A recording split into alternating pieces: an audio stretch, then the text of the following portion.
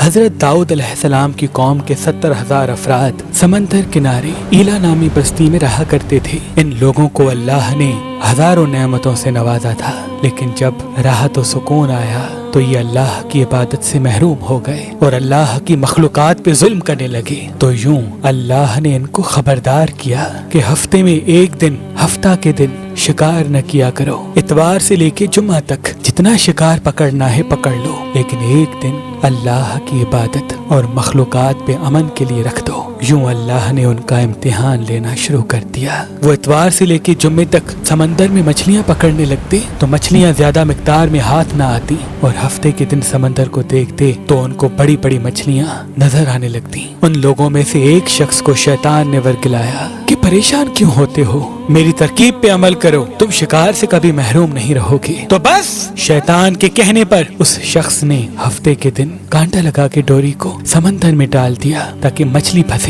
اور شیطان نے کہا اس مچھلی کو تم اتوار کے دن نکالنا، اور یوں ہفتے کی حرمت بھی باقی رہے گی اور تمہارا شکار بھی ہو جائے گا۔ بس شیطان کی بتائی ہوئی ترکیب پہ ہفتے کے دن مچھلی پھنسی رہی اور وہ اتوار کے دن نکالتا اور خوشی سے کھاتا۔ جب آس پاس کے لوگوں نے پوچھا تو ان کو بھی یہ ترکیب بتانے لگا، اور یوں اس قوم کے کچھ لوگ ہفتے کے دن مچھلی پکڑنے کے لیے جال پھینکتے اور اتوار کے دن نکالتے، اور کچھ نے تو اس سمندر میں سے نالیاں بنا کے چھوٹے چھوٹے تالاب بنا دیے، کھڈے بنا دیے، تاکہ ہفتے کے دن جیسے ہی مچھلیاں یہاں سے گزریں تو ان تالاب میں پھنس جائیں اور ہم اتوار کو ان مچھلیوں کو نکال کے پکا کے کھائیں گے۔ اس گاؤں میں کچھ اللہ کے خاص بندے بھی موجود تھے جو کہنے لگے، اے لوگو، اللہ نے ہفتے کے دن شکار کرنے سے منع کی ہے۔ یہ جو تم جال پھینکتے ہو یا چھوٹے چھوٹے تالاب بناتے ہو، ان میں ہفتے کے دن اگر مچھلی پھنستی ہے تو یہ شکار ہفتے کے دن کا ہوگا۔ اللہ کے عذاب سے ڈرو، اللہ کی نافرمانی نہ کرو۔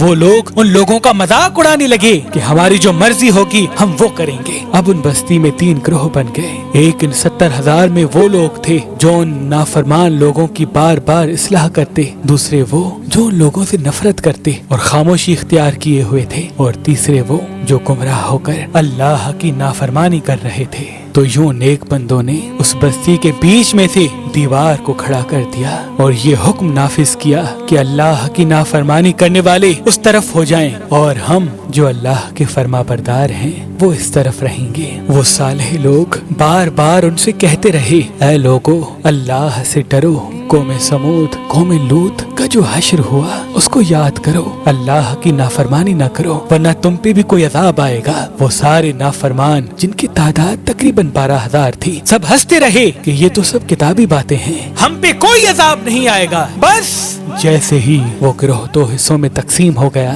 ایک وہ جو اللہ کے فرما بردار بندے دیوار کے اس طرف تھے، اور دوسرے وہ جو نافرمان بندے جو دیوار کے اس طرف تھے۔ وہ نافرمان پوری رات ہنستے رہے، مذاق اڑاتے رہے، اور وہ اللہ کے خاص بندے دیوار کے اس طرف اللہ سے معافی مانگنے لگے۔ بس جیسے ہی صبح ہوئی، وہ نیک صالح انسان اٹھے، انہوں نے محسوس کیا کہ دیوار کے اس طرف سے کسی انسان کی آواز نہیں آ رہی۔ جیسے ہی دیوار کی اس طرف چڑھ کے دیکھنے لگے کہ سارے کے سارے وہ لوگ بندر کی شکل میں تبدیل ہو چکے تھے اور بندروں کی حرکت کو انجام دے رہے تھے۔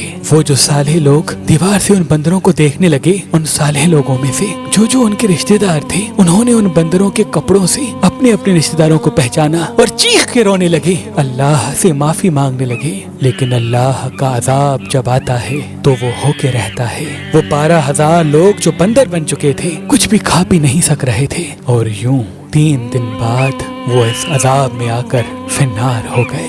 بے شک اللہ ان بندوں کو پسند نہیں کرتا جو اللہ کی نافرمانی کرتے ہیں۔ اے اللہ، ہم سب کو اپنا فرما بردار بندہ بنا، ہم کو ویسا بنا جیسا تو ہمیں دیکھنا چاہتا ہے۔ آمین ثم آمین۔